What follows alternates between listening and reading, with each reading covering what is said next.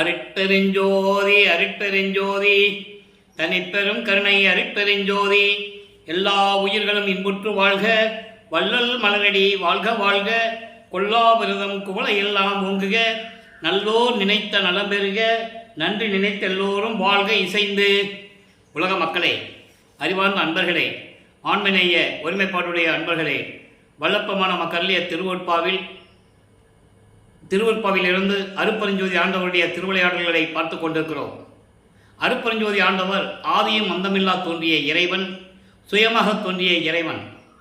அருட்பெருஞ்சோதி ஆண்டவர் சுயமாக தோன்றி இந்த பிரபஞ்சத்தை படைத்து, இந்த பிரபஞ்சத்திற்கை உலகங்களையும் அண்டங்களையும் பேரண்டங்களையும் படைத்து, அந்த உலகங்களை ஆளுவதற்காக பதத்தலைவர்களை படைத்து, அதாவது பிரம்மன், திருமால், ருத்திரன், மகேஸ்வரன், சதாசிவம் போன்ற பதத்தலைவர்களை படைத்து, அந்த பதத்தலைவர்களுக்கு ஏற்ற தொழிலையும் கொடுத்து, படைத்தல், காத்தல், அழித்தல், அருளல், மறைத்தல் என்ற 5 தொழில்களையும் இந்த 5 பதத்தலைவர்களுக்கும் கொடுத்து இந்த பிரபஞ்சத்தை இயக்க வைத்தார்கள். 4 யுகங்களிலுமே இந்த பிரபஞ்சத்தில் தோன்றிய 4 யுகங்கள், கிரேத யுகம், திரேத யுகம், துவாபர யுகம், கலியுகம், இந்த 4 யுகங்களிலுமே சமயங்களும் மதங்களும் மார்க்கங்களும் உருவாகிவிட்டது. அதை உருவாக்கியவர்கள் சைவ சமயம், வைஷ்ணவம், கௌபாரம், சௌரம், காணாபத்தியம், சாதகம் போன்ற மார்க்கங்கள் உருவாகி, சமயங்களும் உருவாகி, அதற்கேற்ற தலைவர்களை உருவகப்படுத்தி, அதற்கேற்றபடி ஆலயங்களை அமைத்து, அதற்கேற்றபடி வழிமுறைகளை அமைத்து, வழிபாடு முறைகளை அமைத்து மக்களை வழிபட செய்து விட்டார்கள். ஒவ்வொரு யுகத்திற்கும் ஆயுள் காலம் உண்டு. கிரேத யுகத்திற்கு 17,28,000 வருடங்கள், திரேத யுகத்திற்கு 12,96,000 வருடங்கள், துவாபர யுகத்துக்கு 8,64,000 வருடங்கள், கலியுகத்திற்கு 5,000 வருடங்கள். இந்த கலியுகத்திற்கு பிரம்மனுடைய ஆயுள் காலத்தை அளவிட்டு கலியுகத்திற்கு 4,32,000 வருடங்கள் என்று சித்தாந்தமும் வேதாந்தமும் கூறுகின்றன. ஆனால் நமது பிள்ளை வளர்ப்புமானவர்கள் கலியுகத்திற்கு 5,000 வருடங்கள் தான் என்று கணக்கிட்டு நமக்கு அருளியதை நாம் ஏற்கனவே விளக்கமாக பார்த்துவிட்டோம். அப்போ இந்த 4 யுகங்களுமே ஆயுள் காலம் முடிந்த உடனே, இந்த 4 யுகங்களிலுமே ஆயுள் காலம் முடிந்த உடனே இந்த 4 யுகங்களிலும் தோன்றிய சமயங்கள், மதங்கள், மார்க்கங்கள் எல்லாம் முடிந்துவிட்டது. மக்களுக்கு தெரியாது, அது மக்களிடம் யாரும் சொல்லவில்லை. அதை நீங்கள் நல்லா புரிஞ்சுக்கணும். அப்போ இந்த மதங்களும் சமயங்களும் மார்க்கங்களும் முடிந்த உடனே, இந்த யுகங்களும் முடிந்த உடனே உலக மக்களுக்கென்று ஒரு யுகம் வேண்டும். அதுதான் ஒளி யுகம், சதுர் யுகம், சக்தி யுகம் என்று வல்லப்பமானவர்கள் கூறுவார்கள். நம்ம ஒளி யுகத்தில் இருந்து கொண்டிருக்கிறோம். சுத்த சன்மார்க்க காலத்தில் இருந்து கொண்டிருக்கிறோம். எல்லா மார்க்கங்களும் முடிந்த பிறகு இப்போ நம்ம சுத்த சன்மார்க்க காலத்தில் இருந்து கொண்டிருக்கிறோம். இந்த சுத்த சன்மார்க்கத்தை, அதனுடைய கொள்கை என்ன, இந்த சுத்த சன்மார்க்கத்தை எப்படி உலக மக்களிடம் தெரிவிக்க வேண்டும், உலக மக்கள் எல்லாம் சமரசமாக வாழ வேண்டும், முரண்பாடுகள் இல்லாமல், வேற்றுமை இல்லாமல், சண்டை சச்சரவுகள் இல்லாமல் உலக மக்கள் நிம்மதியாக வாழ வேண்டும். அதற்காகவே அருட்பெருஞ்சோதி ஆண்டவர் தன் அருளால் பெற்றெடுத்த ஓர் ஆண்மகனை செல்வப்பிள்ளை என்று பெயரிட்டு வளர்த்து கொண்டிருக்கிறார். அந்த செல்வப்பிள்ளையை இந்த பூலோகத்திற்கு அனுப்ப வேண்டும். எப்படி அனுப்புவது, அதனுடைய விளக்கத்தை நாம் பார்த்து கொண்டிருக்கிறோம். அருட்பெருஞ்சாண்டவர் நினைத்திருந்தால் தனது மகனை எந்த வழியிலாவது ஒரு ஆற்றில் இருந்தோ, கடலில் இருந்தோ, வானத்தில் இருந்தோ நேரடியாக கொண்டு வந்திருக்கலாம். ஆனால் உலகியலிலே இருந்து வர வேண்டும் என்பதற்காக, உலக மக்களோடு இருக்க வேண்டும் என்பதற்காக தன் மகன் சமயங்களிலும் மதங்களிலும் மார்க்கங்களிலும் இருந்து கொண்டு, அதன் பிறகு இதெல்லாம் தேவையில்லை என்று உலக மக்களுக்கு சொல்ல வேண்டும். அதான் கான்செப்ட். அந்த திருவிளையாடலை எப்படி நடத்துவது, எப்படி நடத்தி கொண்டிருந்தார் அருட்பெருஞ்சாண்டவர் என்பதை தான் திருவொற்பாவிலிருந்து ஒவ்வொரு பதிகத்திலிருந்தும், ஒவ்வொரு திருமுறையிலிருந்தும், ஒவ்வொரு பாடலிலிருந்தும் பார்த்து கொண்டிருக்கிறோம். அப்போது தனது செல்வ பிள்ளையை இந்த பூலோகிற்கு வருவிக்க செய்ய வேண்டும். அதற்காக ஒரு சைவ குடும்பத்தை தேர்ந்தெடுக்கிறார் அருட்பெருஞ்சோதி ஆண்டவர். அந்த குடும்பம் மருதூரிலே, சிதம்பரம் அருகிலே மருதூர் என்ற ஒரு கிராமத்திலே வசித்துக் கொண்டிருக்கிறார்கள் ராமையா பிள்ளை அவர்களும் சின்னம்மையார் அவர்களும். அவர்களுக்கு ஏற்கனவே 4 குழந்தைகள் உண்டு. 2 ஆண் குழந்தைகள், 2 பெண் குழந்தைகள் உண்டு. அப்போ தன் மகனை அந்த தாயின் வழியாக இந்த பூலோகிற்கு கொண்டு வர வேண்டும். நல்லா புரிஞ்சுக்கணும். நீங்க உலகியலில் ஒரு செவி வெளிவந்த செய்திகள் உண்டு. அருப்பஞ்சாண்டவர் சிவன் அடியாரத்திலே அந்த வீட்டிற்கு சென்று ராமையா பிள்ளை இல்லாத நேரத்தில் சின்னம்மையாரிடம் போய், அம்மா, உன் வழியாக ஒரு ஆண் குழந்தை எனக்கு வேண்டும், அந்த ஆண் குழந்தை தான் இந்த பிரபஞ்சத்தை ஆள வேண்டும், உயிரினங்களுக்கெல்லாம் பசியை போக்க வேண்டும் என்று கூறுவதாக ஒரு செய்திகள், செவிவந்த செய்திகள் உண்டு. அது உண்மையாகவே இருக்கட்டும், அந்த விளக்கத்துக்குள்ள நம்ம போக வேண்டாம். வல்லப்பெருமான் எப்படி வருவிக்க விட்டார் என்பதை அவரே கூறுகிறார். அந்த விளக்கத்தை தான் நம்ம பார்த்துட்டு இருக்கோம். அதை நீங்கள் நல்லா புரிஞ்சுக்கணும். அப்போது சின்னையம்மையாருடைய கருவறையிலே இவர் ஒரு பிண்ட வடிவில் இருக்கும்போது, அதுக்கு முன்னால் இருந்த திருவிளையாடல்களெல்லாம் நம்ம ஏற்கனவே பார்த்துட்டோம். ராமையா பிள்ளையுடைய விந்து பையிலிருந்து அந்த விந்து வெளிப்பட்டு எப்படி சின்னையம்மையார் கருப்பையிலே வந்து அடைகிறது என்பதை விளக்கத்தையெல்லாம் நாம் பார்த்து விட்டோம். அதை வல்லற்பெருமான் அவர்களே திருவட்பாவிலே நமக்கு அருளி இருக்கிறார்கள். அப்போ அந்த பிண்ட வடிவத்திலே இருக்கும்போது, ஒரு தாயின் கருவறையிலே பிண்ட வடிவத்திலே இருக்கும்போது, அவருக்கு அந்த கருவறை இருட்டாக என்று நினைக்கிறது, இருட்டாக இருக்கிறது என்று நினைத்து தன் தந்தையிடம் அருப்பெருஞ்சோதியிடம் கூறும்போது, அருப்பெருஞ்சோதி ஆண்டவர் அங்கே ஒளி காட்டுகிறார், தன் மகனுக்கு வெளிச்சத்தை காட்டுகிறார். தன் மகன் மகிழ்ந்துவதை கண்டு அருப்பெருஞ்சோதி ஆண்டவர் தந்தையும் மகனும் அங்கே கொஞ்சி விளையாடுகிறார்கள் என்பதை திருவட்பாவிலே பார்த்து விட்டோம். அதோடு மட்டுமல்ல, பசி என்று நினைக்கும் போது கருவறையிலே தன் மகனுக்கு அருளமுத ஊட்டியதையும்,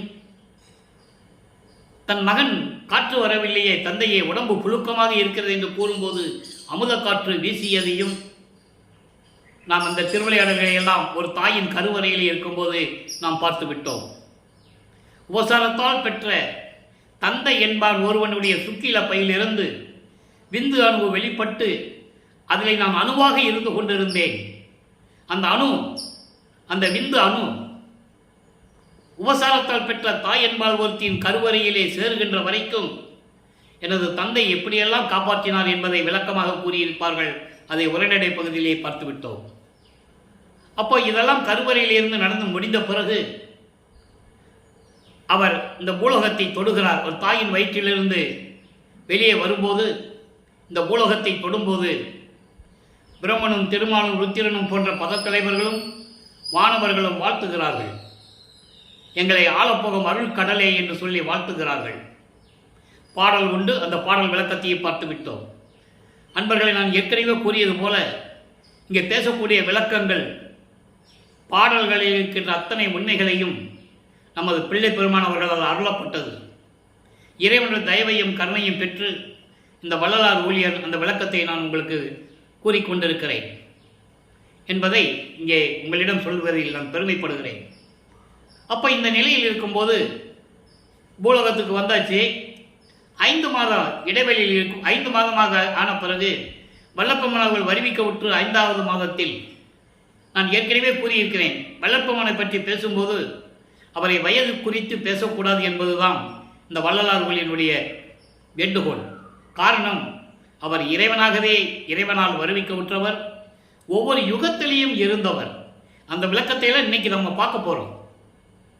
இது வரைக்கும் கிட்டத்தட்ட 950 வீடியோ நான் போட்டிருக்கேன். ஒவ்வொரு பதிவிலையும் அருப்பாவுடைய விளக்கங்கள், ஒவ்வொரு பாடலுடைய விளக்கங்கள், அருப்பஞ்சாவுடைய திருவிளையாடல் எப்படியெல்லாம் நடந்தது என்பதை பார்த்து கொண்டிருக்கிறோம். இன்னும் ஆண்டுகள் இருக்கிறது. இன்னும் ஒரு 1000 வீடியோ போடணும். அப்போ இந்த நிலையில் இருக்கும்போது அவர் 5 மாத குழந்தையாக இருக்கும்போது சிதம்பரத்திற்கு ஒரு திருவிழாக்கு எடுத்து சொல்லுகிறார்கள். தில்லை தலைத்திடையை திரைதூக்க தரிசித்த போது வெய்வகை மேல் காட்டாதே எந்தனக்கே வெளியாய் காட்டிய மெய்புறவா மெய்ப்பொருளை என்று கூறுவார். அங்கதான் தன் மகனுக்கு சிதம்பர ரகசியத்தை காட்டியது. அதன் பிறகு மருதூர் பக்கத்திலே பின்னலூர் என்ற ஒரு கிராமம் இருக்கிறது. அங்கே ராமலிங்கேஸ்வரர் கோயில் என்று இருக்கிறது. அதுதான் ராமையா பிள்ளைக்கும் சின்னையம்மையார்களுடைய குலதெய்வம். அந்த கோயிலிலே, ராமலிங்கேஸ்வரர் கோயிலிலே ராமலிங்கம் என்று பெயர் சூட்டுகிறார்கள் தன் மகனுக்கு. பெயர் சூட்டிய பிறகு அங்கே சில சடங்குகள் எல்லாம் நடக்கிறது. மொட்டை அடிக்கிறது, காது குத்துறது, காதில் கடுக்கான் போடுறது எல்லாம் நடக்குது. அந்த கடுக்கானை கலட்டுனது யாரு? அருப்பெருஞ்சோதி ஆண்டவரே பின்னாளில் திருடன் வேடத்தில் வந்து அந்த கடுக்கானை கலட்டியது ஏன் கலட்டினார் என்ற விளக்கத்தையும் நான் கொடுத்திருக்கிறேன். அந்த விளக்கத்தையெல்லாம் நம்ம பார்த்துட்டோம். நேரம் வரும்போது தக்க நேரத்தில் மீண்டும் ஒரு முறை இந்த விளக்கம் கண்டிப்பாக கிடைக்கும். அப்போ ஏன் கலட்டினார்னா, சமயங்களிலும் மதங்களிலும் மார்க்கங்கள் கூறப்பட்ட அந்த சங்கற்ப விகற்பங்கள் எதுவுமே தன் மகனுக்கு இருக்கக்கூடாது. ஏன்னா சுத்த சன்மார்க்கத்தை கொடுக்கணும். சுத்த சன்மார்க்கம் கொடுக்கும்போது எப்படி இருக்கணும் என்றதை இன்னைக்கு நம்ம பார்க்க போகிறோம். இன்னைக்கு ஒவ்வொரு பாடலிருந்து பார்க்க போகிறோம். அப்போ இந்த நிலைகளெல்லாம் மாறிய பிறகு வருவிக்கப்பட்ட 1ஆம் ஆண்டிலிருந்து 8 ஆண்டுகள் வரைக்கும் எந்த விதமான அருளையும் அவர் பெற முடியாமல் நமது குழந்தை இறைவன் பிள்ளைப்பெருமானவர்கள் மனம் ஒரு நிலையில் இல்லாமல் தடுமாறுகிறார்கள். மனம் ஒரு நிலையில் இல்லை. பள்ளிக்கூடத்துக்கு போனால் பள்ளிக்கூடத்தில் சேர்த்தா படிக்க முடியாது. எந்த ஆசிரியரையும் குருவாக ஏற்றுக்கொண்டதில்லை. எந்த ஆசிரியரிடம் போய் கல்வி கற்றதில்லை. அதை நீங்கள் நல்லா புரிஞ்சுக்கணும். அப்போது அந்த நிலையில் இருக்கும்போது வருவிக்கவுற்ற குடும்பத்தினால் அந்த குடும்பத்தில் எப்படியெல்லாம் அவர் துன்பத்தை அனுபவித்திருப்பார் என்பதை நாம் பார்த்து கொண்டிருக்கிறோம்.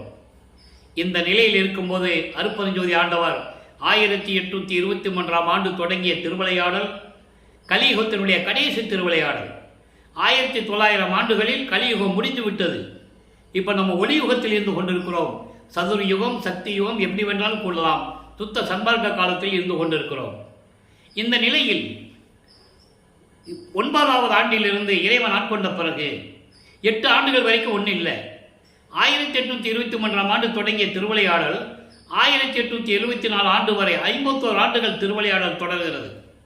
அப்போ அந்த 51 ஆண்டுகளை 8 பிரித்து தன் மகனுக்கு அருளை கொடுத்து கொண்டிருக்கிறார் அருட்பெருஞ்சோதி ஆண்டவர். 6 8 48. இந்த 6 8 முடிந்த உடனே கடைசி 3 வருடங்கள் தான் மேட்டுக்குப்ப சித்தி வளாகம். அதை நம்ம பின்னால் பார்க்க போகிறோம். இப்போ முதல் ஆண்டிலிருந்து 8 ஆண்டுகள் வரைக்கும் ஒன்றும் இல்லை. 2வது 8 அடியெடுத்து வைக்கும்போது நமது பிள்ளை பெருமானவர்கள் 2வது 8 அடியெடுத்து வைக்கும்போது அவர் 9வது ஆண்டிலிருந்து 16 ஆண்டுகளுக்குள் என்ன நடந்தது என்பதை தான் தொடர்ச்சியாக பார்த்து கொண்டிருக்கிறோம். அங்கே திருவருள் முறையீடு உதயமாகிறது. மொத்தம் 232 பாடல்கள். இன்று 225வது பாடலை பார்க்க போகிறோம்.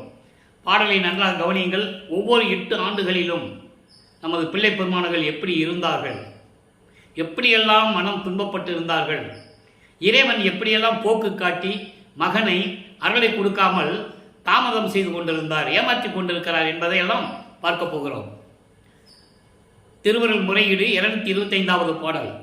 மோகம் கலந்த மனத்தேன், மோகம் கலந்த மனத்தேன் துயரங்கள் முற்றும் அற்று தேகம் கலந்த பவம் தீர்க்கும் நின் பதம் சிந்திக்கும் நாள் போகம் தந்த திருநாள் மலைய அற்புத பசுந்தேன் பாகம் கலந்த செம்பாலே முதல் கண் பரம் சுடரே. இது பாடல். இந்த பாட்டுடைய விளக்கம் பாருங்க. அதாவது சுத்த தேன் போன்று இனிமையாக பேசக்கூடிய மலை அரசியாகிய உமையாளை இடது பக்கத்தில் வைத்துக் கொண்டிருக்கின்ற இறைவனே, இடது பக்கத்தில் வைத்துக் கொண்டிருக்கின்ற இறைவனே, தேனும் பாலும் கலந்தா எப்படி இருக்கும்? அதுபோல இனிப்பாக நினைக்கும் போது உள்ளத்தில் இனித்துக் கொண்டிருக்கின்ற இறைவனே, நெற்றிக்கண் உடைய பரம் சுடரே, நெற்றிக்கண் உடைய பரம் சுடரே, உன்னால் வருவிக்க உற்ற பிறகு 9வது ஆண்டில் வருவிக்க உற்றார். இறைவன் தோன்றி, மகனே நீ என்னால் வருவிக்க உற்றவன், இப்போ தற்போது ஞானத்தை மட்டும் பெற்றுக்கொள், முன்பருவம் பின்பருவம் காட்டி உனக்கு அருள் செய்வேன் என்று சொல்லி மறைந்து விடுகிறார். அதன் பிறகு இறைவன் வரவில்லை. அப்போ முறையீடு செய்கிறார். எப்படி முறையீடு செய்கிறார்? மோகம் கலந்த மனம் கொண்ட உன்னாலே வருவிக்க விட்டதனால் மோகம் கலந்த மனம் கொண்ட என்னுடைய துயரங்களை முழுவதுமாக நீங்க, அதான் சொல்றார், முற்றும் அற்று முழுவதுமாக நீங்க உடம்போடு கலந்த இந்த பாவங்களை தீர்க்கக்கூடிய உனது திருவடிகளை சிந்தித்து வணங்கக்கூடிய நாள் எதுவோ அதுதான் எனக்கு திருநாள். அந்த நாள் தான் எனக்கு பேரின்பமான திருநாள். எனவே விரைவில் வந்து அருள்வாயாக இறைவனே. உன்னால் வருவிக்கப்பட்டு நான் துன்பங்களை அனுபவித்துக் கொண்டிருக்கிறேன். நான் யார் என்ற நிலை தெரிந்த பிறகும், உன்னுடைய மகன் என்று எனக்கு தெரிந்த பிறகும் வெளியே சொல்ல முடியாமல் தவித்துக் கொண்டிருக்கிறேன். விரைவில் வந்து எனக்கு அருள்வாயாக என்று சொல்லி இந்த பாடலை நமக்கு அருளி இருக்கிறார்கள். இப்போ வல்லப்ப மாணவர்கள் ஞானம் பெற்றுவிட்டார். 13வது ஆண்டு தொடக்கத்தில் சென்னையிலே ஏழுகிணர் பகுதியிலிருந்து, அந்த பகுதியில் தான் அவங்க இருக்கிறாங்க. அப்போ அந்த பகுதியிலிருந்து திருவொற்றியூருக்கு போகணும். அங்கே தியாகராஜ பெருமான் கோயில் இருக்கு. அப்போ 13வது ஆண்டு தொடக்கத்தில் நமது பிள்ளை பெருமான் அவர்கள், நமது குழந்தை இறைவன், அப்போ அவருக்கு எதுவுமே தெரியாது.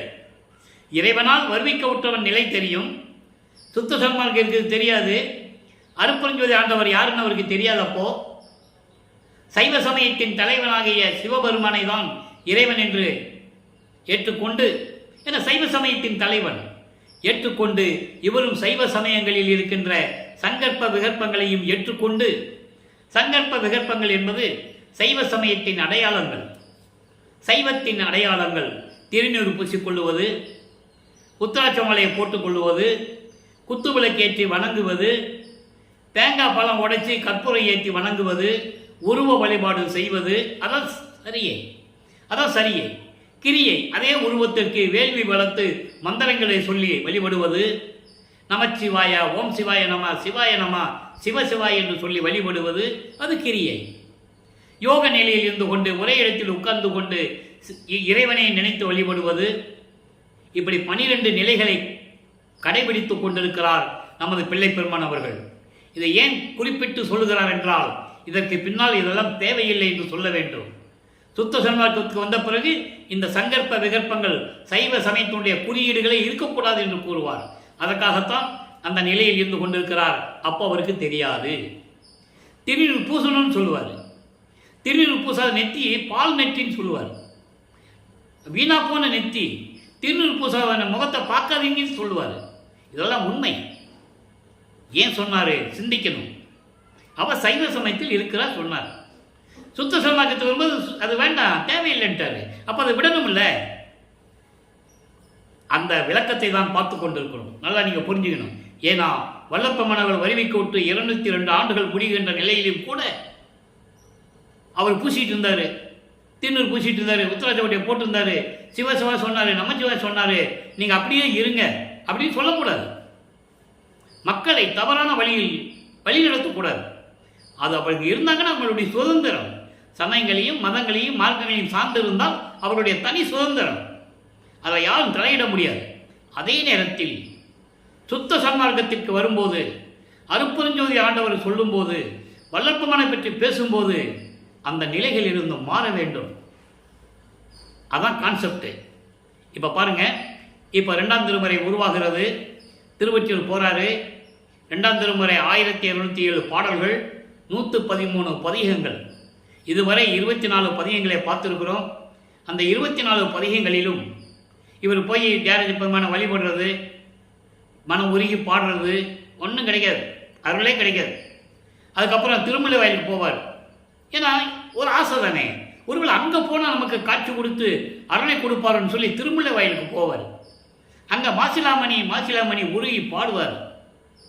உன்னால் வருவிக்க விட்டவன் நான் சொல்லுவார் இறைவன்கிட்ட. உன்னால் வருவிக்க விட்டவன் நான், உன்னால் பிறந்தவன் சொல்ல மாட்டார், உன்னால் நான் அவதரித்தவன் என்று சொல்ல மாட்டார். ஆனால் இங்கே இருக்கிறவங்க சொல்லிட்டு இருக்காங்க அவர் பிறந்தாரு அவதரித்தார் என்று. அவர் சொல்லுவார் வருவிக்க விட்டவன் என்று சொல்லுவார். காரணம், வருவிக்க விட்டவனுக்கு மரணம் இல்லை, பிறப்பு இல்லை. கடவுள் நிலையில் இருக்கின்றவன், பிறக்கின்றவன், அவதரிக்கின்றவன் இறக்க வேண்டும், பின்பு பிறக்க வேண்டும். நல்லா புரிஞ்சுக்கணும் நீங்கள். அங்க மாசிலாமணி உருகுவார்.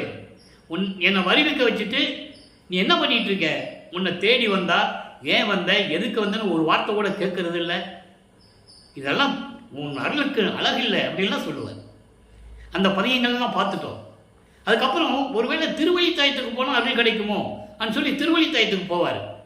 சென்னையில் அங்கே ஒரு இடம் இருக்குது, திருவழித்தாயின்னு ஒரு இடம் இருக்குது. அங்கே ஒரு திருவிளையாடல் நடந்திருக்கு. அப்போது அங்கே போவார்.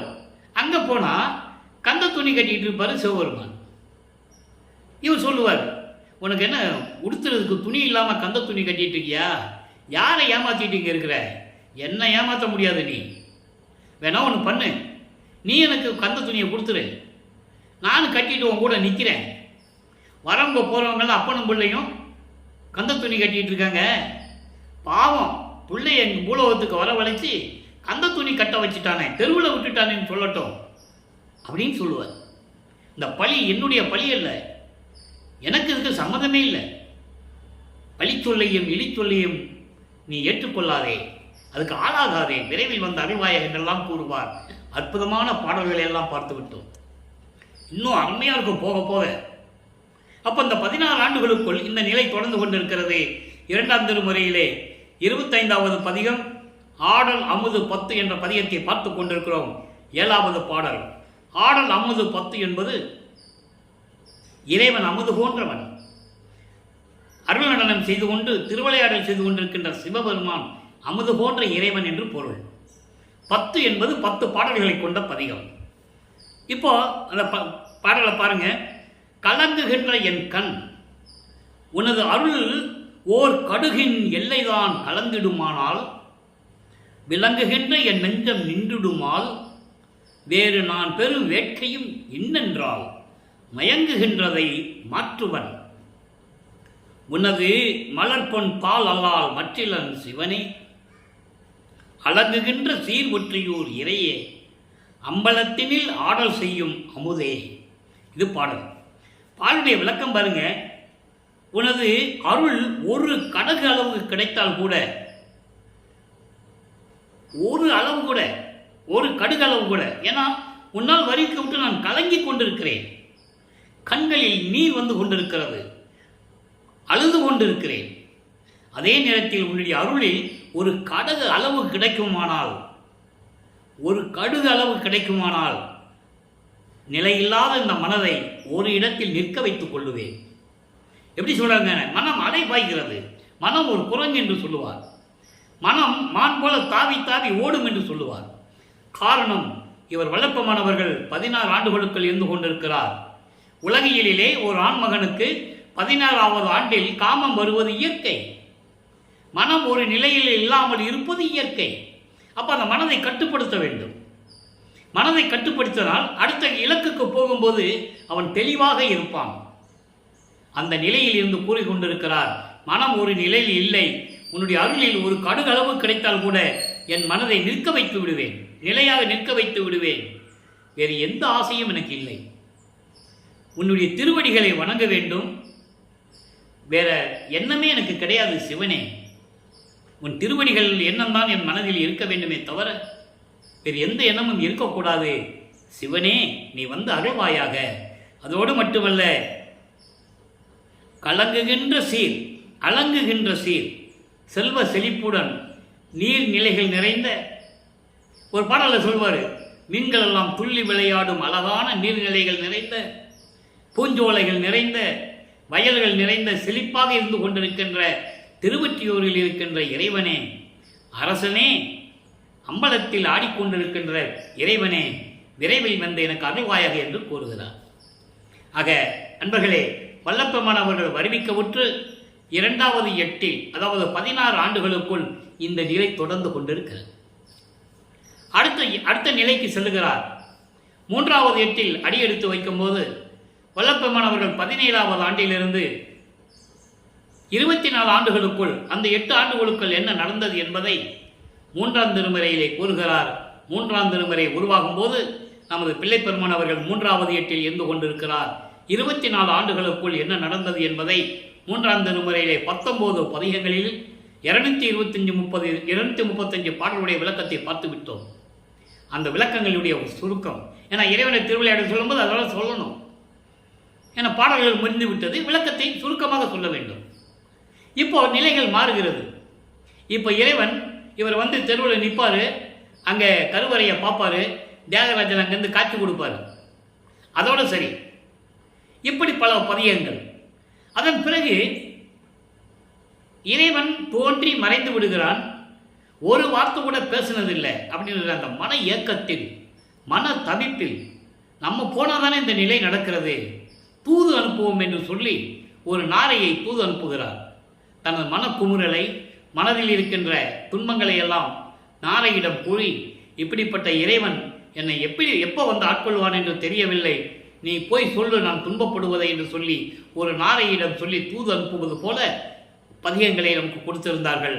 நாரையும் கிளியும் நாட்டுறும் தூது என்ற பதிகத்தை பார்த்து விட்டோம். நாரை போகும், திரும்பி வராது. இதெல்லாம் மக்களிடம் சொல்ல வேண்டும். இறைவனுடைய திருவிளையாடலை சொல்ல வேண்டும். எல்லாம் சொன்னார்கள். புராணங்களிலும் காவியங்களிலும் இருக்கின்ற அத்தனை திருவிளையாடல்களையும், அத்தனை சமயங்களில் இருக்கின்ற திருவிளையாடலையும், சிவபெருமான் திருவிளையாடல், திருமால் திருவிளையாடல், முருகனுடைய திருவிளையாடல், விநாயகனுடைய திருவிளையாடல், அம்மன் திருவிளையாடல், சூரியனுடைய திருவிளையாடல் எல்லாம் சொன்னாங்கல்ல. குந்தி தேவிக்கு கர்ணனை கொடுத்தது சூரியனுடைய திருவிளையாடல் எல்லாம் சொன்னாங்க. அருப்பெருஞ்சோதியாருடைய திருவிளையாடலை ஏன் சொல்லலை? காரணம் இருக்கு. சமயங்களையும் மதங்களையும் மார்க்கங்களையும் ஜாதிகளையும் விட முடியாதவர்கள் மக்களிடம் சொல்லவில்லை. மக்களுக்கு தெரியாது, சொன்னாதானே தெரியும். படித்தவர்கள் சொன்னாதான் மக்களுக்கு தெரியும். படித்தவர்கள் சொல்லவில்லை, மறைத்து விட்டார்கள். அதுதான் உண்மை, யாரும் மறுக்க முடியாது. அப்ப அந்த நிலையில் இருக்கும்போது கிளிகளையும் தூது அனுப்புகிறார். போன கிளிகள் திரும்பி வராது. அப்போ ஒரு குறத்தியிடம் போய் குறி கேட்கப்பாக போவார். அங்கேயும் ஒன்றும் நடக்காது. ஜாதகம் எடுத்துக்கிட்டு ஒருத்துக்கிட்ட போவார். ஜோசியம் பார்க்குறவிட்ட, ஜாதகம் பார்க்குறவிட்ட போவார். ஜோதிடர் நாடல் என்ற பதியத்தை பார்த்துட்டோம். குறி ஆராய்ச்சியில் ஒரு குறைச்சி பின்னோட போய் எப்படி குறி கேட்பார் என்றதை பார்த்துட்டோம். அதன் பிறகு இறைவன் எப்படியெல்லாம் இவரிடம் காட்சி கொடுத்து மறைந்து விடுகிறார் என்பதையும் பார்த்து விட்டோம். அந்த நிலையிலிருந்து போகும்போது சிவபெருமான், தியாகராஜ பெருமான் இவரை பார்த்து எப்படி திருவழியாக ஓடுகிறார் என்பதை பார்த்து விட்டோம். கையில் சிக்கலை, அங்கே கருவிழுந்து வர மாதிரி வருவார். இவர்கிட்ட வந்தும்போது அப்படியே திரும்பி பார்க்காம ஓடுறது. இவர் பின்னாலே ஓடுவார். அவர் ஓடினால் அவர் ஓட்டத்தை என்னால் பிடிக்க முடியலையே, என் மனம் வருந்துவார். காரணம், அப்போ வல்லப்பெருமான் அவர்கள் பறக்கிற சக்தி இல்லை. நினைச்ச இடத்துல இருப்பார், அந்த சக்தி இல்லை. அதெல்லாம் பின்னால் வாங்குவார். அந்த விளக்கத்தையெல்லாம் நம்ம பார்த்து கொண்டு இருக்கிறோம். நல்லா கவனிச்சுட்டு வரணும். இப்போ 3ஆம் திருமுறை முடிஞ்சிருச்சு. இப்போ 4வது எட்டில் அடி எடுத்து வைக்கிறார். 24 ஆண்டுகளுக்கு பிறகு 25வது ஆண்டிலிருந்து 32 ஆண்டுகளுக்குள் வல்லற்பெருமான் எந்த நிலையில் இருந்தார் என்பதை உலக மக்களுக்கு திருவருட்பாவில் இருந்து நம்ம கூறிக்கொண்டிருக்கிறோம் பாடல்களின் மூலமாக. 4ஆம் திருமுறையிலே மொத்தம் 9 பதிகங்கள், சிறப்பான பதிகங்கள். பின்னால் ஒரு 3 இருக்கு. அதை வந்து ஞானசமுத்திரம் பற்றி பாடியது, திருநாவுக்கரசை பற்றி சொல்கிறது, சுந்தரன் மாணிக்கவாசரை பற்றி பாடுறது. அதில் இறைவனுடைய திருவிளையாடல் எதுவும் கிடையாது. அவர்கள் சைவ சமயத்தை பரப்பியதனால், சிவபெருமானுடைய அருளை பெற்றதனால் அவர்களை உலக மக்களுக்கு தெரியப்படுத்த வேண்டும் என்பதற்காக அந்த 3 பதிகங்கள் உருவாகி இருந்தன. 4 பதிகங்கள். இப்போ அதுகளை இறைவனுடைய திருவிளையாடல் எதுவும் கிடையாது. அதன் பிறகு அன்பு மாலை, அற்பகாச மாலை, ஆனந்த மாலை, சமுத்திர மாலை, அபராத மன்னிப்பு மாலை, அதிசய மாலை, இதெல்லாம் நம்ம பார்த்துட்டோம். அதில் தான் இறைவன் எப்படி திருவிளையாக நடந்து வருகிறார் என்பதை பார்த்தோம். இப்போ 27வது ஆண்டில் இவருக்கு கல்யாணம் பண்ணணும்னு சொல்றாங்க குடும்பத்தில். அப்போ இவர் முடியாதுன்னு சொல்றார். இவருக்கு தெரியும், இப்போ அற்புதஞ்சாண்டவர் இருக்கிறது தெரியும், சுத்த சன்மார்க்கம் இருக்கிறது தெரியும், எப்படி வாங்க போறோன்றதான் நம்ம பார்க்க போறோம். இப்போ அந்த அந்த கடமையை முடிக்கணும், இறைவனுடைய திருவிளையாடலை முடிக்கணும். ஏனென்றால் நனக்கோடி அம்மையாருக்கு ஏற்பட்ட அந்த நிலையை மாற்ற வேண்டும், கர்ம வினைகளை மாற்ற வேண்டும். அப்போ இவர் தாலி கட்டினாதான் அந்த அம்மாவுக்கு அது நீங்கும். நல்லா புரிஞ்சுக்கணும். நீங்க எப்படி அன்பர்களை, நான் பேசும்போது திருவருட்பாவை பற்றி பேசும்போது மற்ற புராணங்களையும் மற்றவர்களை பற்றி நான் மேக்சிமம் முடிந்தளவு பேசுவதில்லை. ஆனால் சில இடங்களில் சில உதாரணங்களை மக்களுக்கு விளக்க வேண்டிய கடமை இருக்கிறது. அகலிகை, கௌசிக முனிவனுடைய மனைவி அகலிகை கௌசிக முனியனை ஏமாற்றி சேவல் வேடம் போட்டு கூவி அவனை குளிக்க செல்ல வைத்து இவன் கௌசிக முனிவு வேடம் போட்டு அகலியிடம் உறவு கொண்டான். யாரு? இந்திரன். கௌசிக முனிக்கு தெரிந்துவிட்டு சாபம் விடுகிறார். ரெண்டு பேருக்கும் சாபம் கொடுக்கிறார். அப்போ அகலிக்கு நீ கல்லாக போ கடவுது அப்படின்னு சாபம் கொடுக்கும்போது எனக்கு எப்படி விமோசனம் அப்படின்னு அவர் கேட்கிறார். எனக்கு தெரியாது, உங்க வேடத்தில் இந்திரன் வந்தது எனக்கு தெரியாது, நான் ஏமாந்து விட்டேன், என்னை மன்னித்து விடுங்கள் என்று கூறுகிறார். ஆனால் அவர் சாபம் விடுகிறார், கல்லாக போக கடவுதுன்னு. சாப நிவர்த்தம் எப்படி ஆகும்? ராமர் பாதம் பட்டால் நீ உயிர் பெறுவாய் அப்படின்னு சொல்லிடுவார். இது அந்த திருவிளையாடலை சொன்னார்கள். ராமவதாரத்திலே ராமனுடைய திருவிளையாடலை சொல்லும்போது அதை சொன்னார்கள். அதே போல தனக்கூடி அம்மையாருக்கு ஏற்பட்ட அந்த கர்ம வினைகளை நீக்க வேண்டும். அதுக்காக தான் இந்த உலகியலுக்கு அவரும் வராரு, அந்த அம்மாவும் வராங்க. எப்படி வராங்க? இவர் வருவிக்கப்பட்ட குடும்பத்தில் வராங்க. அப்போ இவர் சொந்தமாக வராங்க. தாய்மாமன், இவர் தாய்மாமன் முறையாகிறார். அக்கா பொண்ணு தாய்மாமன் முறையாகிறார். அதை தான் பாடலிலே சொல்லுவார். போது மாது பெற்ற மகன் பொருட்டாக உவந்து முன்னம் ஒரு மாமனாகி வழக்குரைத்தாய். என் வழக்கு உரைத்ததற்கு இரு நிலத்து போல் வேடங்கட்டி இருத்திக்கொள்ளோ என்று சொல்லுவார். நீ வேஷம் மட்டும்தான் என்னை போட சொன்ன, என்னை உண்மையும் சொல்ல முடியாதுன்ற, சொல்லக்கூடாதுன்ற அப்படின்லாம் சொல்லுவார். அந்த பாடல் விளக்கத்தில் பார்த்துட்டோம். அப்போ இவர் தாலி கட்டணும். இவர் முடியாதுன்னு சொல்ல, அப்புறம் சமரசம் பண்ணுறதுக்காக ஒரு சாமியார்கிட்ட கூட்டு போக, அவர் பேர் ராமலிங்கம் தான், அவர் சாமியார் இல்லை, அவர் தான் அருப்பரஞ்சோதி. இதெல்லாம் ஒரு திருவிளையாடல், வெளி மக்களுக்கு தெரியாது. ஆனால் வல்லப்பெருமான் பாடலில் சொல்கிறார். நல்லா புரிஞ்சுக்கணும். நீ சொல்லி தானே நான் தாலி கட்டினேன் அப்படிம்பார் ஒரு பாடலில். எப்படி? நீ சொல்லி தானே நான் தாலி கட்டினேன், தெளிவாக சொல்லுவார். அப்போது அந்த அம்மாவுக்கு திருமாங்கல்யம் பூட்டி, அந்த அம்மாவிற்கு மோட்ச வீட்டை காட்டி, கர்ம வினைகளை நீக்கி, நீ இருக்கின்ற வரைக்கும் இந்த பூலோகத்தில் இருந்து விண்ணுலகம் செல்வாயாக என்று சொல்லி தாலி கட்டி உலகியலினுடைய பற்றுகளை எல்லாம் நீக்குகிறார். வெள்ளாடை அணிந்து முக்காடு போட்டு திருநீர் பூசுவதை நிறுத்திவிட்டு உத்திராட்ச மாலையை தூக்கி எரிந்துவிட்டு சங்கற்ப விகற்பங்களை எல்லாம் துறந்து சரியக்கிரி யோகம் என்ற 12 நிலைகளையும் துறந்து நமச்சிவாயா சிவாய நம சிவா சிவாய் என்று சொல்வதை நிறுத்தி இதெல்லாம் செஞ்சாதான் சுத்த சன்மார்க்கத்தை வாங்க முடியும்.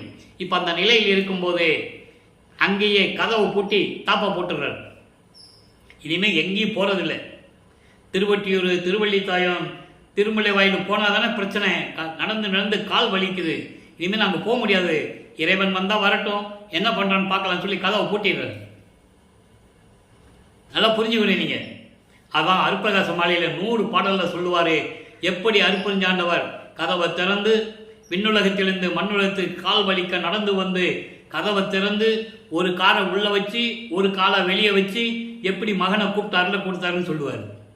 இவர் உள்ளே வான்னு கூப்பிடுவார், தந்தையை உள்ளே வாங்கன்னு கூப்பிடுவார். நான் வரமாட்டேன், ஏன்னா தெரியும் அவருக்கு. இவருக்கு ஒரு இடத்துல சொல்லுவார், மனதிடம் சொல்லுவது போல சொல்லுவார். இப்போ ஒருத்தன் வருவான், வெளியே நின்றுக்கிட்டு இருப்பான், கையில் காப்பு வச்சுக்கிட்டு. இத்தனை வருஷம் வராதவன் இப்போ வந்திருக்கான் மனமே, இப்போ வந்திருக்கான் மனமே. அவன் உள்ளே வருவான் கதவை திறந்து. உள்ளே வந்த உடனே நீ அதை பூட்டி ரெட்டை தாப்பா போட்டுரு அப்படின்னு சொல்லுவார். அது என்ன அர்த்தம்னா, எப்படியும் வருவான், கதவை திறந்து உள்ளே தானே வரணும், வந்துட்டா திருப்பி நம்ம பூட்டிக்கலாம், அதான் அதுக்கு பொருள். ஆனால் அது அற்பஞ்சாண்டுக்கு தெரியும். காரணம், இன்னும் 19 ஆண்டுகள் பாக்கி இருக்கிறது. 51 ஆண்டில் 32 ஆண்டு தான் திருவிளையாடல் முடிஞ்சிருக்கு. இப்போ தான் ஒவ்வொரு கட்டமாக நடந்துக்கிட்டு வருது. அப்போ நம்ம 19 ஆண்டு பாக்கி இருக்குல்ல. அப்போ இவன் உள்ளே போயிட்டோன்னா கதவை பூட்டிடுவான். அன்புக்கு கட்டுப்பட்டு நம்ம வெளியே போக முடியாது. இப்போ எல்லா வேலையும் கெட்டு போகும். அதனால தான் அவர் வெளியே இருப்பார். ஒரு காலை உள்ளே வச்சு ஒரு காலை வெளியே வச்சுட்டு தான் அருளை கொடுப்பார். இதெல்லாம் நம்ம பார்த்துட்டோம். இந்த நிலைகள் எல்லாம் மாறுகிறது. 32 ஆண்டுகள் முடிவடைந்து விட்டது. 33வது ஆண்டு தொடங்குகிறது. வல்லப்பெருமானவர்கள் 5வது எட்டில் இருக்கும்போது 33வது ஆண்டிலிருந்து 40 ஆண்டுகளுக்குள் என்ன நடந்தது என்பதையும் பார்த்து விட்டோம். இப்போ 33வது தொடக்கத்தில் தத்துவங்களை கடந்து சரியக்கிரிய யோகம் என்ற 12 நிலைகளையும் கடந்து அந்தங்களை கடந்து சுத்த சன்மார்க்கத்தை வாங்குவதற்காக சுத்த சிவஞான வழிக்கு பறந்து சென்று கொண்டிருக்கிறார். தெளிவாக பாடலிலே இருக்கிறது, யாரும் மறுக்க முடியாது. சுத்த சன்மார்க்கம் எங்கே வாங்கினாரு? அங்கே தான் போய் வாங்கணும். பாடல் இருக்கு, அந்த விளக்கத்தையும் நம்ம பார்த்துருக்கோம். இப்போ அங்கே போகிறாரு, மகனை வரவேற்பதற்காக அருட்பெருஞ்சாண்டங்க நின்று கொண்டிருக்கிறார். இவர் போகும்போது முதல்ல தேவர்கள் இருக்கிறாங்க, சக்தி சத்தர்கள் முனிவர்கள் இருக்கிறாங்க, அதுக்கப்புறம் பிரம்மன், திருமால், ருத்திரன், மகேஸ்வரன் போன்ற பதத்தலைவர்கள் இருக்கிறாங்க, இந்திரன் இருக்கிறான். இவருக்குள்ளே போகணும், சத்தியஞான சபைக்குள்ளே போகணுங்க. இவங்கெல்லாம் படிக்க வெளியே தான் நிற்கிறாங்க, உள்ளே போக முடியாது. நல்லா புரிஞ்சுக்கணும். நீங்கள் சொல்கிற பாட்டில் கற்பனை அல்ல, கதை அல்ல, எல்லா உண்மைகளும் பாடல்களில் இருக்கின்றன. இங்கே போகும்போது இவர் பார்க்குறாரு, இன்னும் இத்தனை பேர் வெளியே நிற்கிறாங்க அப்படின்னு பார்க்குறாரு. அங்கே முதல்ல தேவர்களை தான் மீட் பண்ணுறாரு. அவங்க சொல்கிறாங்க, கையெடுத்து கும்பு சாமி, நீங்கள் போங்க, உங்களுக்கு அந்த தகுதி உண்டு. எப்படி? உங்களுக்கு அந்த தகுதி உண்டு, நாங்கள் உள்ளே வர முடியாது. பார்த்துக்கிட்டே போகிறாரு. தேவர்கள், முனிவர்கள், ரிஷிகள், பிரம்மன், திருமால், ருத்திரன், மகேஸ்வரன், சதாசிவம், இந்திரன் எல்லாமே படிக்கு கீழே நிற்கிறாங்க. ஒரு படி கூட கால் எடுத்து வைக்க முடியல அவங்களால சத்தியஞான சபைக்குள்ள. நேராக போகிறார். அங்கிருந்தே பார்க்குறாங்க. தன் மகனை சிம்மாசனத்தில் உட்கார வைத்து, மகனை இந்த ஆடைகளை களைந்து விட்டு, இவர் முக்காட்டு போட்டு தானே போகிறாரு, ஆடைகளை களைந்து விட்டு புனித நீராடி அணிகலன்களை அணிந்து பட்டாடை உடுத்தி, பாடல் இருக்கே, பட்டாடை உடுத்தி மங்கள கோலத்துடன் வருவாக, மங்கள கோலத்துடன் வருவாயாக, 2.5 நாளிகைக்குள் உனக்கு மணிமுடி சூட்ட வேண்டும். 2 நாளிகை என்பது 1 மணி நேரம், 1 நாளிகை என்பது 24 நிமிடம். அதன் பிறகு மகனுக்கு மணிமுடி சூட்டி சுத்த சன்மார்க்கத்தை கையில் கொடுத்து, ஏம சித்தியை கொடுத்து, தத்துவ சித்தியை கொடுத்து, எல்லா சக்திகளையும் கொடுத்து, பூலோகத்திற்கு சென்று வா மகனே, இன்னும் ஆண்டுகள் இருக்கிறது, நான் வந்து உன்னை பார்க்கிறேன் என்று சொல்லி பூலோகத்திற்கு மகனை அனுப்புகிறார். இதெல்லாம் பாடலில் உண்டு.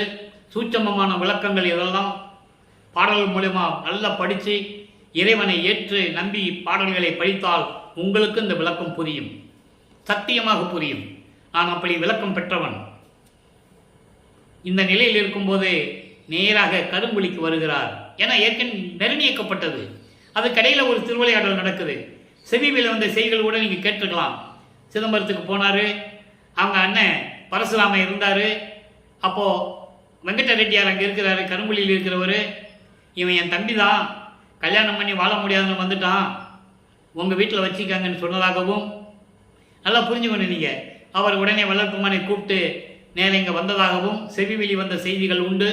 இருக்கட்டும், அது விளக்கத்துக்குள்ளே நம்ம போக வேண்டாம். வந்த பிறகு கருங்குழியிலே உறைவிடமாக ஏற்றுக்கொண்ட பிறகு 9 ஆண்டுகள் இருக்கிறார்.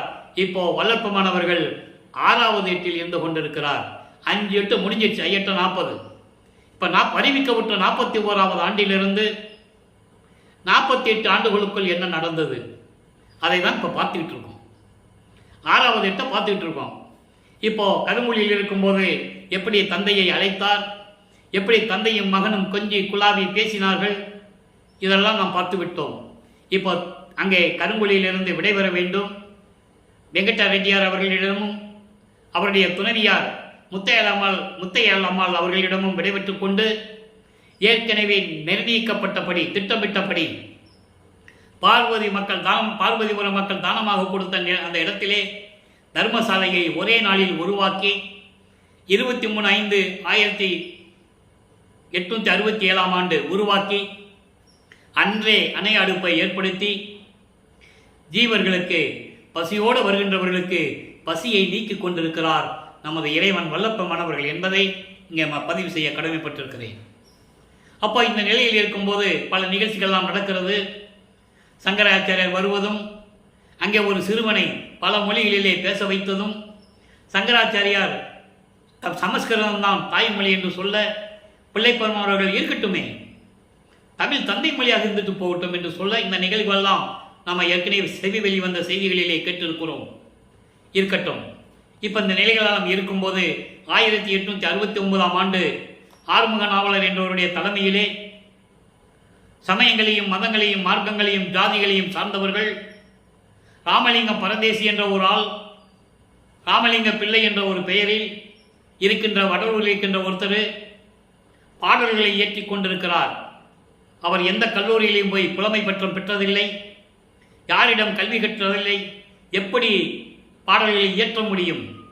இலக்கண பிழையும் இலக்கிய பிழையும் இருக்குமே என்று சொல்லி வழக்கு மன்றத்திலே, கடலூரிலே மஞ்சக்குப்பம் என்ற இடத்தில் இருக்கின்ற நீதிமன்றத்திலே வழக்கு தொடர்ந்து விட்டார்கள். ஆறுமுக நாவலர் தலைமையிலே எல்லாரும் சேர்ந்துதான் அங்கே விசாரணைக்கு வருகிறது வழக்கு. எல்லாரும் அங்கே போய் சேர்ந்துட்டாங்க. வாதி எல்லாம் அங்கே போய் சேர்ந்துட்டார். ஆறுமுக நாவலர்களை சேர்ந்துட்டாங்க. ஒரே மகிழ்ச்சி அவங்களுக்கு, ஒரே சந்தோஷம்.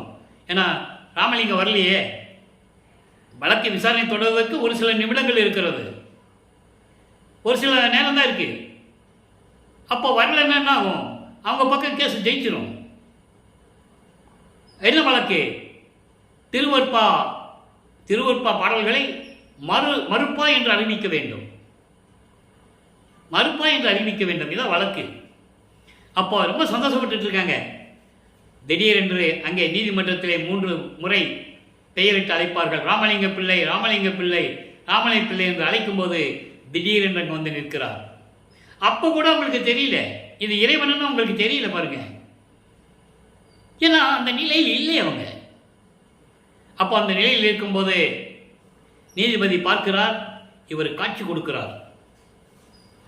ஒரு பாட்டில் சொல்லுவார், கணக்கு வழக்கு அத்தனையும் முடித்து விட்டேன் என்று சொல்லுவார். அதான் சூட்சமமான விளக்கம். எல்லாரும் போய் கோர்ட்டில் சாட்சி சொன்னாங்க. சிவருமான் கோர்ட்டில் சாட்சி சொன்னது, காஞ்சி காமாட்சி அம்மன் போனது, சமயபுரம் மாரியம்மா போனது, எல்லாம் சொன்னாங்க. உண்மைதான், இருக்கட்டும். இவர் போனது சொல்லணும்ல. அருப்பஞ்சாண்டவர் காட்சி கொடுத்தார் நீதிபதிக்குன்னு சொல்லணும்ல, சொல்லலையே. எந்திரிச்சு நின்னாங்க, வழக்கு தள்ளுபடி ஆயிடுச்சு. எப்படி எந்திரிச்சு நின்னா எந்த வழக்கு தள்ளுபடி ஆகும்? அப்போ அந்த நிலையில் இருக்கும்போது வாதம் நடக்கிறது, விசாரணை நடக்கிறது. நீதிபதி கேட்கிறார் நமது இறைவனிடம், எப்படி இந்த பாடல்களை எழுதினீர்கள்?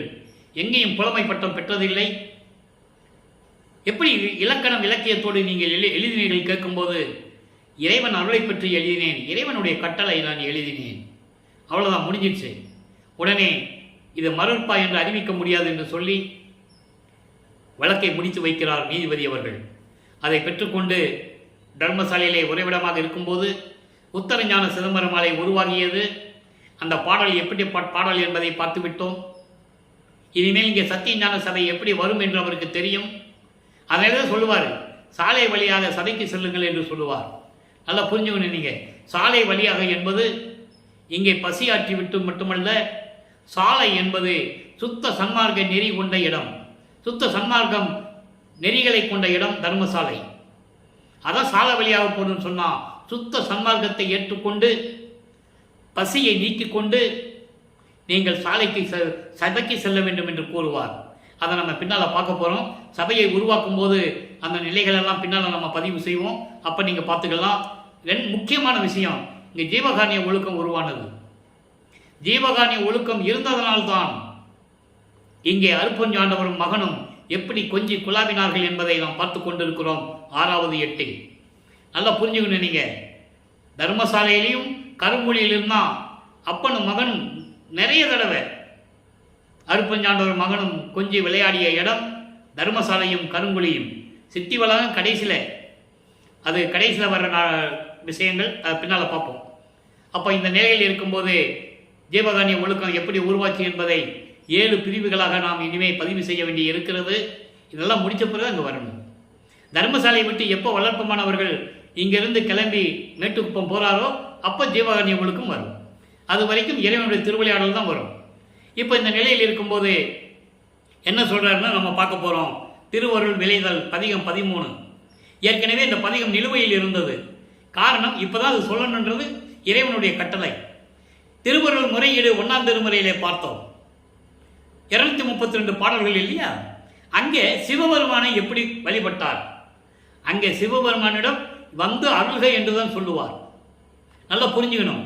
நிலைகள் மாறும்போது சுத்த சன்மார்க்கத்தை பெற்ற பிறகு இறைவனிடம் எப்படி முறையீடு செய்கிறார்? திருவருள் விளைதல். இதுக்கு அதுக்கும் கனெக்ஷன்.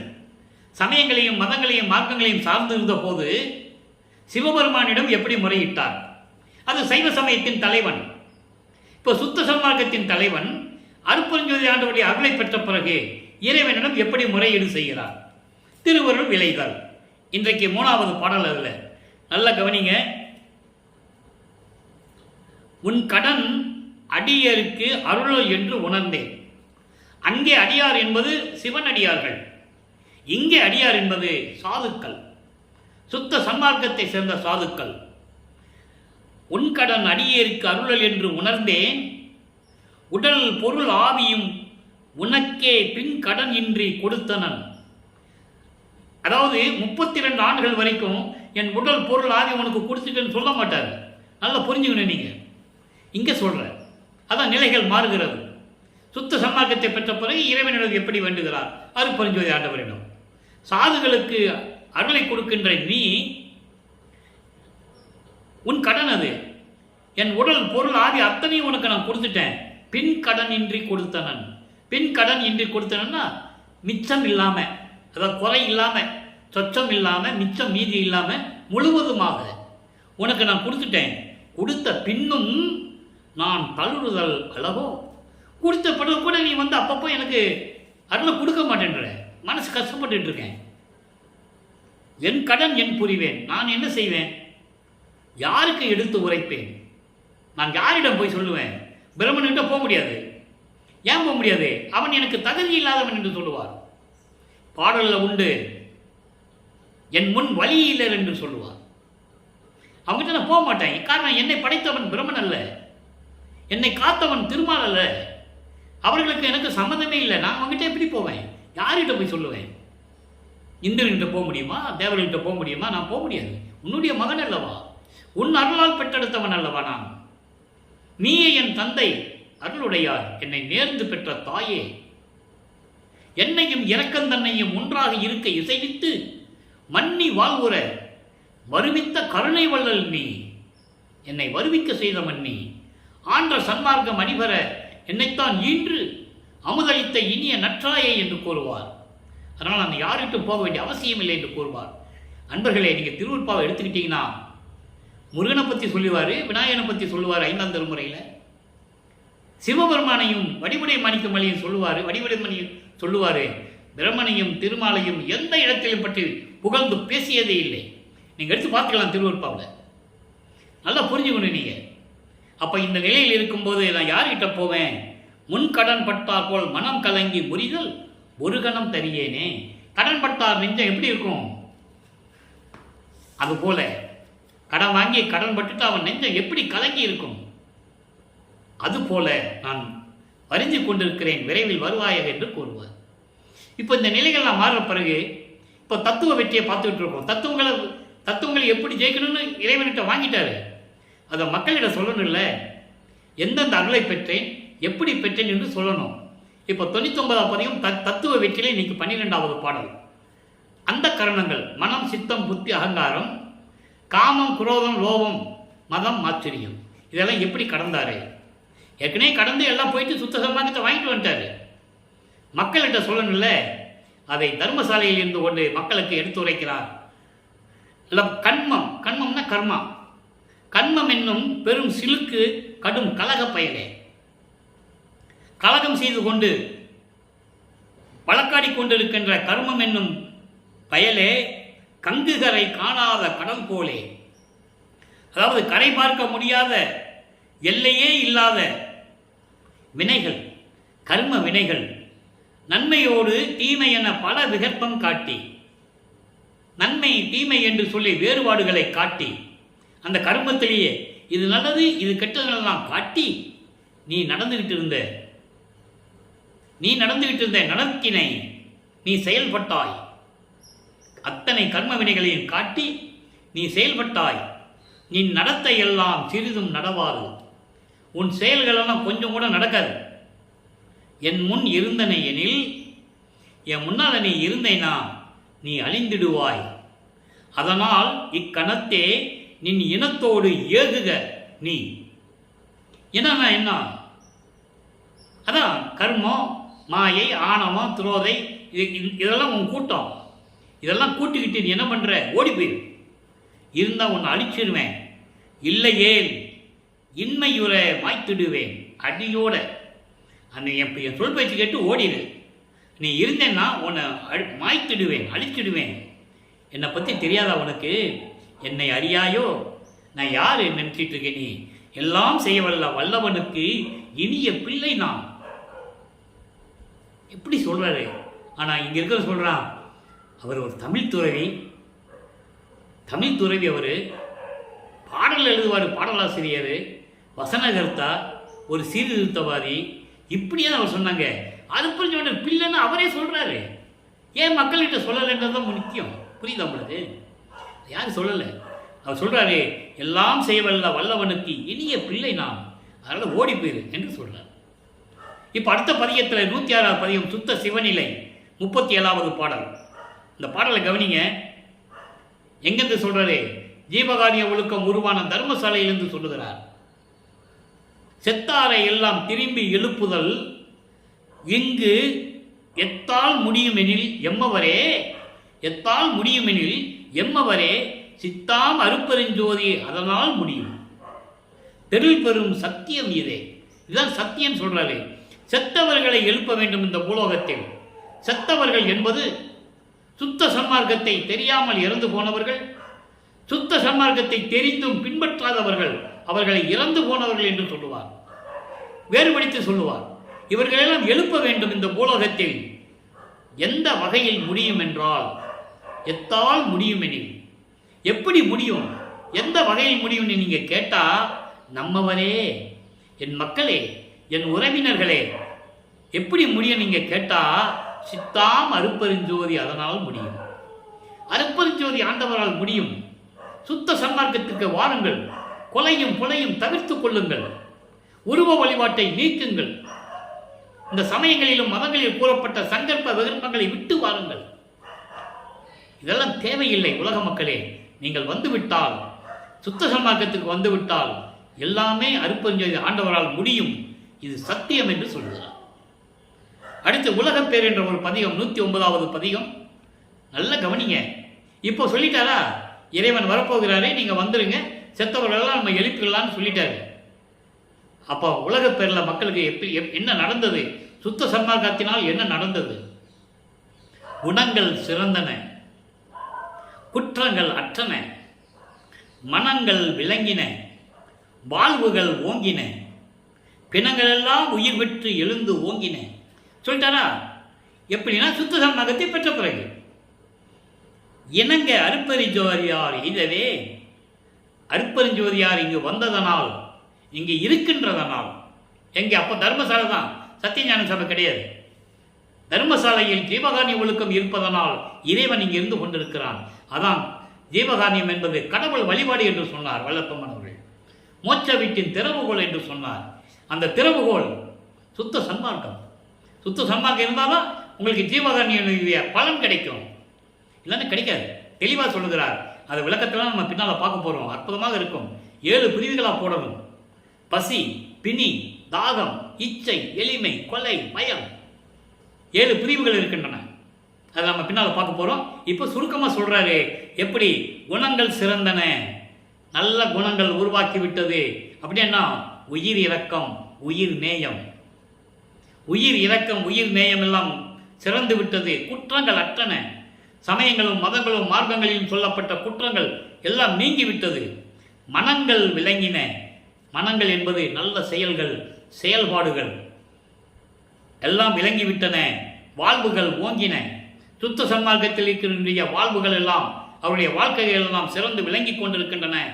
பிணங்களை எல்லாம் உயிர் பெற்று எழுந்து ஓங்கின. அருப்பெருஞ்சோதியார் வந்து விட்டதனால் என்று கூறுகிறார். அடுத்த ஒரு விளக்கம் நல்லா கவனிக்கணும். 110வது பதிகம் தனித்திரு அலங்கள்.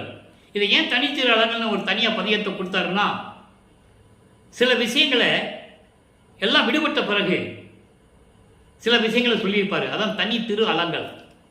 இறைவனிடம் எப்படியெல்லாம் தனியாக அருள் பெற்றார் என்பதையும் இறைவனுடைய திருவிளையாடலையும் இங்கு சொல்வார். 133வது பாடல் இறைவனுடைய நிலையையும், இறைவன் எப்படியெல்லாம் திருவிளையாடல் செய்தார் என்பதையும், அவரிடம் எப்படியெல்லாம் அருளை பெற்றுக் கொண்டார் என்பதையும் சுருக்கமாக கூறுவார். அரும் தவர் காண்டற்கு அரும் பெரும் கருணை அருப்பெருஞ்சோதி, அரும்பெரும் தவர்க்கு காண்டற்கு. எவ்வளவு பெரிய தவங்கள் செய்தால் கூட அவருக்கு கிடைக்காத இறைவன். ஏன்னா அவங்க சமயங்களையும் மதங்களையும் மார்க்கங்களையும் சார்ந்தவர்கள். அவன் தான் தவம் இருப்பான். எங்கே போய்? காட்டில், கடலுக்கடியில், காட்டில், மலைக்கடியில், குகையில், மரத்துக்கடியில் உட்காந்துட்டு புத்து பண்ணு வர்ற வளைவுக்கு உட்காருவான். கீழே வேள்வியை வள வச்சு மேலே ஊசி பலகையை போட்டு ஒத்த கல்ல நிற்பான். அவங்களுக்கெல்லாம் இறைவன் கிடைக்க மாட்டான் என்பதை திருவற்பாவிலே நிறைய பாடல்களை நான் ஏற்கனவே விளக்கங்கள் கூறியிருக்கிறேன். ஏன் மகாதேவ மலையிலே சொல்லுவாரே, 55வது பாடலில் சொல்லுவார், கற்பங்கள் பல ஓடி செல்ல தீய கனல் நீடு ஊசி மேல் காலை ஒன்றி. அதாவது பல ஆண்டுகள் வேள்வி வளர்த்து அது நடுவில் ஊசி பலகையை போட்டு ஒத்த காலில் நிற்கிறானா இறைவனை பார்க்கறதுக்கு. பார்க்க முடியல. அதாவது இந்த உடம்பை வருத்தி, பொன்னான உடம்பை வருத்தி, அன்ன ஆகாரம் இல்லாமல் தூக்கம் இல்லாமல் வருத்தி எழுந்தொழும்புமா, பொற்புறமை உணவின்றி உறக்கமின்றி எலும்பு புலர்ந்து எழுப்பட ஐம்புறையும் ஓம்பி, 5 புலன்களெல்லாம் விட்டு நிற்பவருக்கும் ஒழித்து, மறைக்கு ஒழித்து, நீ முனிவர் ஒழித்து எல்லாம் சொல்லுவார். தேவர்களுக்கு ஒழித்தெல்லாம் சொல்லுவார். அப்போ அப்படி பார்க்க முடியாத இறைவன் பெரும் கருணை கொண்ட அருட்பெருஞ்சோதி என் உள்ளத்திலே இருந்தனன். அம்மா ஐயோ, அதாவது ஒரு தோழியிடம் தாயிடம் சொல்வது போல அந்த பாடல். நான் செய்த தவம்தான் என்னையோ தாய் சொல்றா மகளை பத்தி. இதை உலக மக்களுக்கு சொல்றார். அவர் எந்த நிலையில் இருந்தாருன்னு. நான் என்ன தவம் பண்ணேன்? தவம் பண்ணவங்களாம் இறைவனை பார்க்க முடியல. நான் என்ன தவம் பண்ணேன்? எப்படி என்றால், திருந்து தெல்லமுது உண்டு, சமயங்களையும் மதங்களையும் மார்க்கங்களையும் விட்டு விட்டு சொல்றார். அதான் திருந்துன்னு சொல்றார். எல்லாத்தையும் விட்டு விட்டு தெல்லமுது உண்டேன், சுத்த சன்மார்க்கத்தை பெற்றுக்கொண்டேன். நல்லா புரிஞ்சுக்கணும். திருந்து தெல்லமுது உண்டேன், எல்லா மார்க்கங்களையும் விட்டுவிட்டு மன திருப்தியுடன் சுத்த சன்மார்க்கத்தை நான் பெற்றுக்கொண்டேன். அதனால் எனக்கு அமுது கிடைத்தது. அமுது கிடைத்ததனால் அழிவையெல்லாம் தவிர்த்து அழிவில்லாத திருவுரு அடைந்தனன். முத்தேகத்தை பெற்றுக்கொண்டேன். சுத்த தேகம், புரண தேகம், ஞான தேகம், 3 தேகத்தையும் பெற்றுக்கொண்டேன். ஆக இறைவனுடைய திருவிளையாடலையும் சொல்றாரு. இவர் சமயங்களிலும் மதங்களிலும் மார்க்கங்களில் இருந்து வந்து சுத்த சன்மார்க்கத்தை பெற்றதனால் எனக்கு இது கிடைத்ததுன்னு சொல்றாரு. முத்தேகத்தை பெற்றுக்கொண்டதையும் சொல்லுகிறார். ஒவ்வொரு பாடலிலும் அருமையாக இறைவனுடைய திருவிளையாடலையும் தான் பெற்ற அருளையெல்லாம் கூறுவார் வளர்ப்பமானவர்கள். ஏன்? உலக மக்களுக்கு சொல்லணும். ஏன்னா இவர் தப்பாக சொல்லுவாங்க, மக்களுக்கு கொண்டு சேர்க்க மாட்டாங்க. அந்த பாடல்களை கொடுத்தார். அந்த பாடலில் இருந்து இந்த வள்ளலார் ஊழியன் உங்களுக்கு விளக்கம் கொடுத்து கொண்டிருக்கிறேன். அவ்வளவுதான். இது இறைவன் கட்டளை. எனக்கு தமிழ் இலக்கியமே தெரியாது. அந்த நிலையில் இருந்தவனுக்கு எல்லா விளக்கம் கொடுத்து உங்களிடம் பேச வைத்திருக்கிறார் என்பதை நினைக்கும் போது மன பூரிப்போடு உங்களிடம் பேசிக் கொண்டிருக்கிறேன்.